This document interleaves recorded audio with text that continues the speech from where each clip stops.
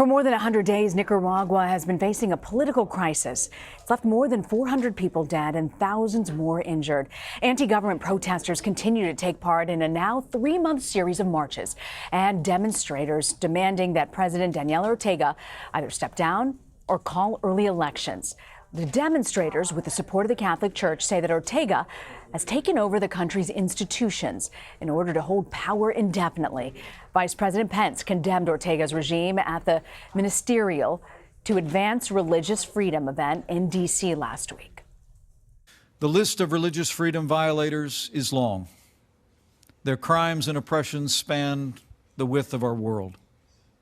Here in our hemisphere, in Nicaragua, the government of Daniel Ortega is virtually waging war on the Catholic Church. Last week, the Ortega government laid siege to his church after more than 200 students sought shelter there, and 2 students lost their lives. They joined the more than 350 courageous Nicaraguans who have died in the cause of freedom this year alone. Let me say to you, Father, our prayers are with you, and the people of America stand with you for freedom of religion and freedom in Nicaragua. In an effort to step up the pressure on Ortega's government, the United States has said it will revoke all visas of top Nicaraguan officials connected to the deadly attacks on protesters. Our Manuel Bojorquez has just come back from Nicaragua, and he joins me now on set. Manny, so great to have you back and glad to know you're safe. Hundreds of people have been killed in this process. The people that you spoke to on the streets, do they feel that it was worth it?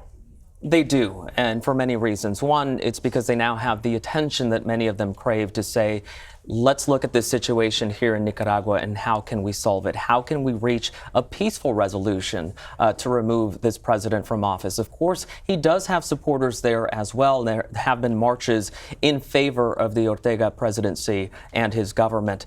So people really hoping that the international community can do more to step in and bring both sides together. That remains to be seen, though, whether it will happen. But many people say this is our future. We feel that if we do not speak up, no one else will. Do they feel that the international community is listening, that the journalists are there to cover their story? And some of them do, and some of them want more, clearly. Every time that we ask somebody, what is it going to take for a peaceful resolution to this, or at least a resolution to it, they say international pressure. Not only the sanctions and trying to tighten some of the money around the Ortegas, but also people to pay attention and to say we have to do something about this. Again, on the other side of that, you have the president saying that he sees this as an attempted coup and one that was backed by the United States. So clearly, when it comes to the international questions around this, there are both sides, but the opposition there very much wants to see people get involved and try to do more here. You were actually supposed to interview President Ortega today. They canceled. What happened? Do we know why? We do not know. This is an interview that was set up, and we had for days been planning on it. This morning, we learned that it would not be happening. It was something that was supposed to happen via satellite. We were told that something came up in his schedule.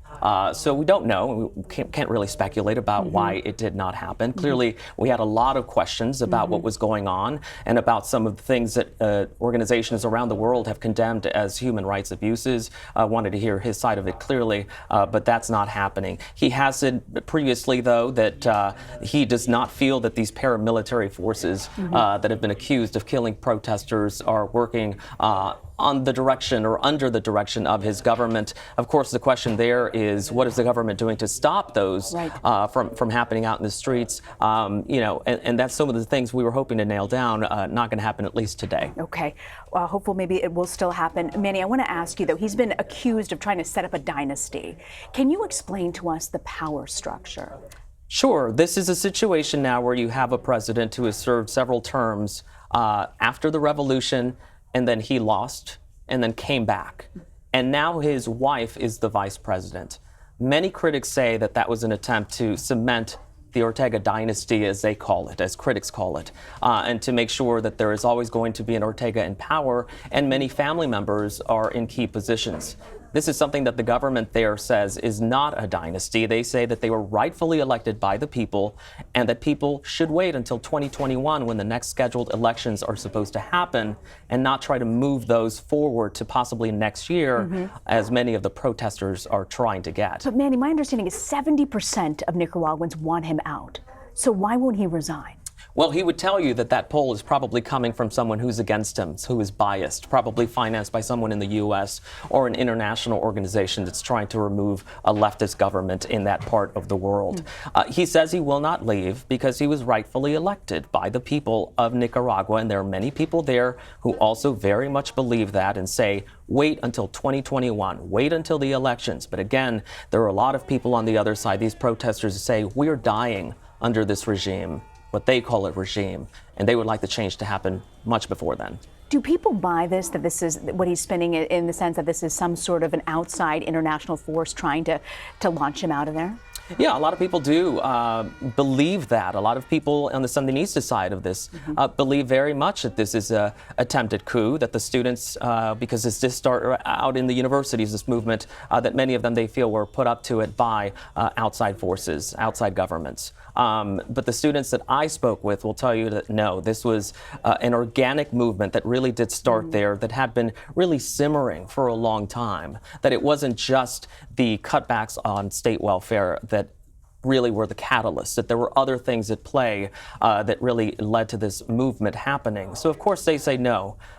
This is not something that was sponsored by anybody else. This is something homegrown. A lot of them are in hiding right now because even though you don't have the street fighting that you did a few weeks ago, they say that they are still being targeted and that they are being sought after to be jailed on trumped-up charges. Again, that's their version. The government, as you know, has called many of them terrorists and said that they've killed police officers, that they are the ones inciting violence. But if you look at what many of the organizations are saying on an international level, clearly the injuries and the deaths are much, much heavier on the opposition side. You know, speaking of injuries and deaths, you found a fascinating report on the weekend edition of the Evening News on Saturday, looking at the doctors and the nurses and the medical professionals who are actually scared to treat these wounded protesters. Can you give us a sense of why that is and why it's such a chilling effect on the medical community? Here's the way it works. So you have public hospitals that in many ways are financed clearly by the government, and then you have private hospitals. So many of the public hospitals, the people who were injured felt like they couldn't go there because they knew somebody would be waiting for them, or that the doctors wouldn't treat them because there was word on the streets that the doctors were told you can't treat these people because then you'll be singled out. And we have heard reports coming from Nicaragua of people in the medical community being fired for doing just that.